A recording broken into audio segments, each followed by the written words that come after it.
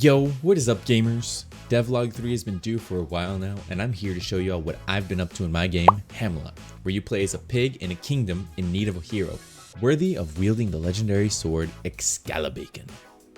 I know, it's been a while, but rest assured I've been working on Hamelot on and off. Things have been crazy with the holidays, and it's been hard to put meaningful time into development. Also, I have this cute little bruise here that a little spider gave me with a kiss, and I didn't get no Spidey powers. Just cool it, Zippy. You sit on a throne of lies.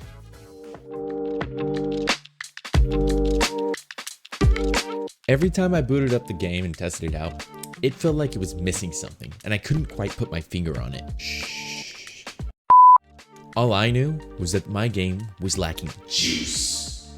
One day, while browsing the bottomless pit that is YouTube, I stumbled across a video of another dev called DreamTech. DreamTech is working on a game where you ride on a hoverboard and use momentum to progress through the story and levels. A few minutes into the video, they described the camera as contributing up to 40% of the game feel. They then compared it to their previous game, Lifeslide, a more relaxed game where you fly as a cute little paper airplane through the world. I linked their channel below if you guys want to check them out. So naturally, the first thing I touched was camera controls. The game didn't feel good and juicy like I had hoped, and I didn't know why until I watched that video. A few tweaks to the camera and it started to feel much more juicy.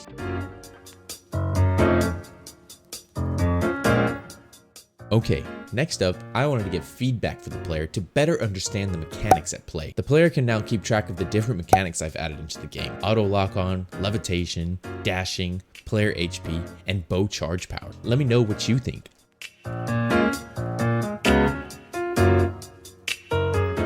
Next up, I needed a way for the player to hit enemies and objects from far away. I debated using fireballs, but went with a more classic approach of the bow and arrow. You can charge the bow and the camera will zoom in. Arrows can be lit on fire and arrows stick to objects and enemies. The animations are a bit wonky right now, but let's not worry too much about it. Currently, there's a small issue with shooting the arrow accurately straight, since the projectile is coming from the player rather than the center of the screen. This is a common issue with third-person shooter games that use projectiles. In first-person shooters, it's not really a problem since you'll always have the shots come from the center of the screen where the crosshair is. But the projectile isn't coming from the center of your screen. Rather, it's coming from your character who's not at the center. This isn't much of a problem if you're using a hit scan mechanic, but I'm using projectiles. So for now, I've implemented the lock-on mechanic, which will aim automatically to whatever object you're locked onto. To accomplish this, I'm casting straight from the camera to see if there's any enemies nearby. Then I lerp the camera towards its location. Lerping is just shorthand for linear interpolate, which is fancy schmancy lingo for move over time to location. Of course, you still have the option of free fire without the lock-on if you want. Another fun mechanic I wanted to add on top of this was to let arrows light on fire when passing through other things emitting fire.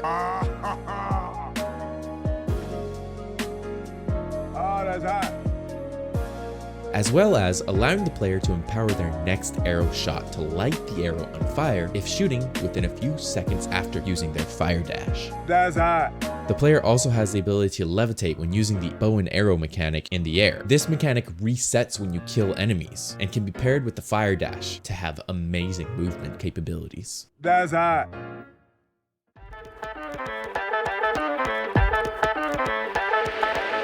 What's a game without juice, particles, and sound effects? Unreal Engine 5 uses their particle system called Niagara, and I've been wanting to dip my toes into Niagara and the sound portion of Unreal Engine for a while. But I was a bit intimidated since I've never fiddled with either of those things during my limited time working Unity 3D or even in any other development tutorial. However, after watching a lot of hours of tutorials from Unreal Magic and Prismatica Dev, literally watching all of the particle tutorials that they had, all of them, as well as a bunch of CG House tutorials, I eventually got to a point where I felt comfortable creating particles without videos. And you can see a bit of my progress tackling the dash particle here. I spent the better part of a month just constantly opening up Unreal and fiddling with tutorials and Niagara, making small changes and tweaks to slowly watch Hamelot come truly alive for the first time. And it felt like a real game.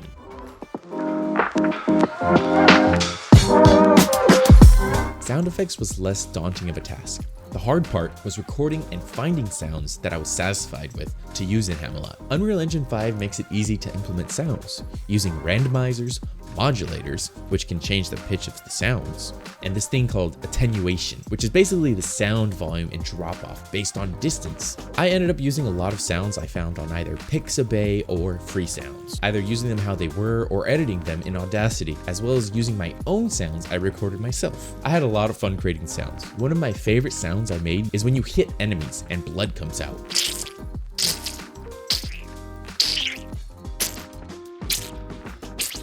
And I may have gone a little overboard on the fart sounds. Fart sounds are plentiful and easy to find online. I never did end up recording any of my own farts though.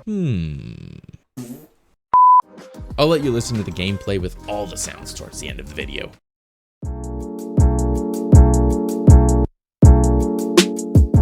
I decided to revisit a couple of mechanics in my game to give them more useful functionality. I believe that if you have added a feature in the game, you should fully explore the possibilities to utilize it in creative ways to enhance the gameplay. It's a lazy yet effective way to make a game more fun, since you already have the groundwork and are just adding on to what you already have. Currently, ground pounding doesn't have any functionality besides getting you to the ground faster. So I've added the ability to damage enemies upon landing, as well as damage any other objects that can take damage. At first, I was having issues with getting hit by enemies mid-air when trying to land on or next to enemies and being launched away, which would then just cancel my ground pound. A few tweaks and we can now ground pound enemies or objects as needed. Sliding has also been tweaked. The player is now able to slide under gaps that are a tad bit lower. I didn't really expect to encounter as many issues as I did during this process. Like if you would release the slide, you'd get stuck under the object, you jumped, you'd get stuck, you'd get hit, you'd get stuck. Just a lot of little annoying things. But in the end, we can now slide under a gap.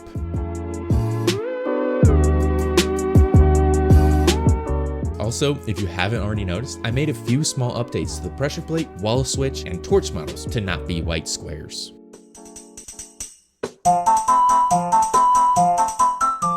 I also added functionality to crates and barrels. I've always loved playing games like Zelda where you can break pots and bushes all over the world, and would spend a good portion of my time just running around and smashing pots. Even Overwatch gives you something to do while you wait for the match to start by allowing you to break objects in the spawn area. So I added the same functionality to crates and barrels, as well as being able to pick them up with a fancy new UI. You can break them by either using your sword, bow, ground pound, or lighting them on fire, which will break them after a few seconds. Once broken, if they're on a pressure plate, will allow the pressure plate to release. So if you shoot a crate from far away, it'll open or close a door from far away. And if you shoot a fire arrow, you'll have a few seconds to run around corners to catch an opening or closing door.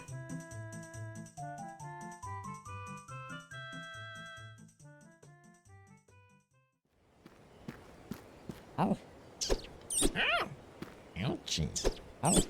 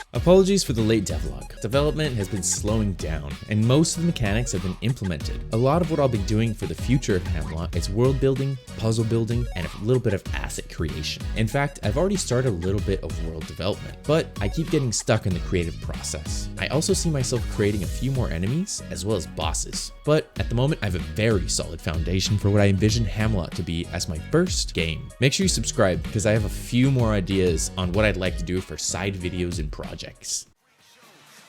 Oh, and keep it freaky.